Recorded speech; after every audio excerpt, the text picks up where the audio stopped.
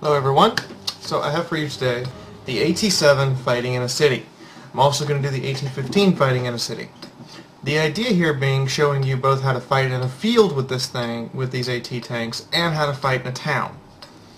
Now this one in particular, your best option is to try to get the right side of the tank, where that gun is in the track, to be the only thing sticking around the corner. Because then you can just keep wailing on people and they can't do anything about it except for shoot your gun mantlet or blow your tracks off. But blowing your tracks off is not always the best thing.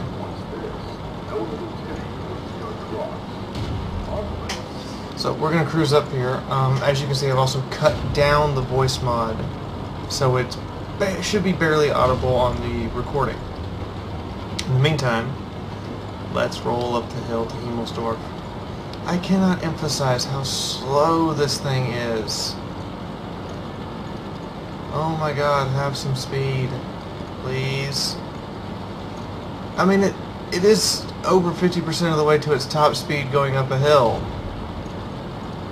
But if this is as fast as it goes, we have problems. The two medium tanks are up there fighting it out. And somebody just got RD'd. He is actually going to be playing a critical role this entire match, both as hindering me and acting as my cover. I take out the Sherman first, and then I target this ram. And I am not going to let this ram get away. Can't afford to. Somebody that ballsy needs to go. Tank destroyer, and I hit the KV-1 instead. The KV-1 just kind of sits there, expecting not to get shot again.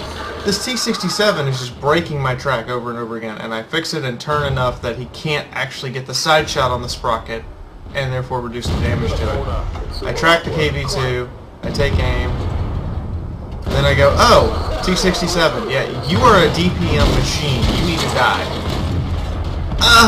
I missed the kill shot. M4 Sherman. See, he's acting as cover for me because they have to come out further to shoot at me, but at the same time, he's a big hindrance with like a third of my reticule covering his tank now. So if a round goes awry, that was unexpected. If these guys knew that I'm up here virtually by myself, they would rush me.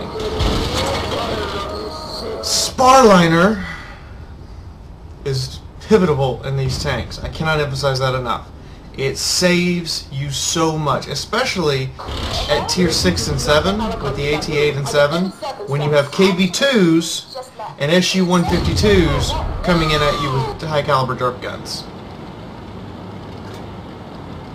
KV2 starts to come around, and I just use this M4 Sherman as cover. And now I'm trying to get lined up for that technique where I just expose only my right side, the KV-2 backs off.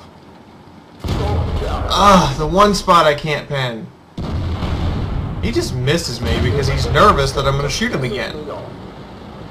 And now I'm like, he's got 14 to 20 seconds. I'm going to go kill your buddy so I know that I'm all alone up here. Hang on a minute. Jackson? Bye-bye. Remember that technique I talked about? Here it is. I am literally barely around the corner.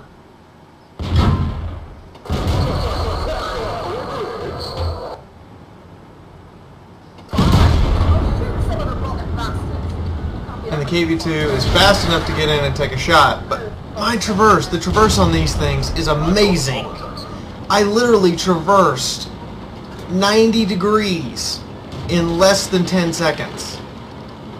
Actually, in less than 4 seconds. Between the time I killed the SU-85 and the time I reloaded, I traversed around the KV-2, shot my front armor. With the Sparliner, that means, yeah, you're not going to hurt me. I even declare, I win. There's that moment of, I am the rock, you are not the hammer.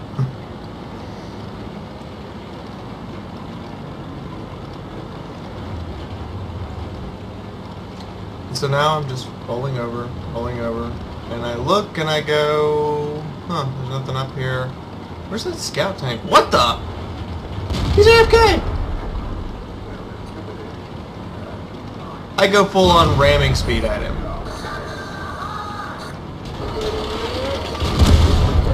Now sadly this mistake is going to cost me something, because I'm not able to get into position quick enough, now that I'm tracked, to get this shot lined up. What shot am I talking about? You shouldn't have any shots there. Oh no. No. I'll have a shot. Do you see it yet? Between the houses. And if I hadn't rammed him and tracked myself, I'd have a Walter Radley's out of this as well. Don't ram with this vehicle. It's a bad idea. I learned it here, and I kept to that philosophy from here on out. In the meantime, let's go have a look at the Butcher's Bell. So, here we have the total for Himmelsdorf in the AT7. We have a steel wall, a high caliber, and a top gun. I would have had the Walter Radley's if I hadn't tracked myself. Biggest lesson here, don't ram. But also another lesson to learn here is you notice that the EZ8, the SU-85, that's an SU-100, wow, that could have been bad, and a couple of other tanks actually shot me in the cupola, but bounced.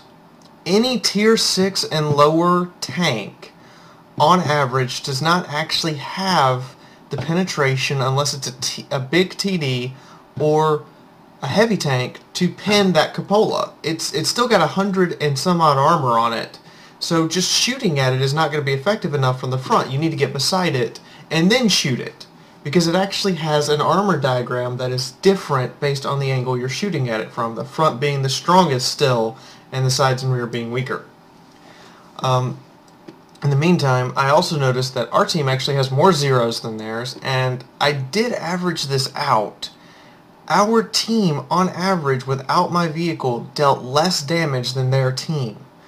Meaning, I hate to say this, I had to carry these guys. And you can really carry people in any of the AT series vehicles at any tier. Even the AT-15 against tier 10s, you might have to load APCR a little bit, but you can carry. So, the last thing about this is 15 hits received, 8 of them bounced. I did get a splash hit, so that's 16. 885 blocked by armor. I don't think they actually put enough damage into me with the blocked by armor and the amount that I took to actually kill me, which is surprising.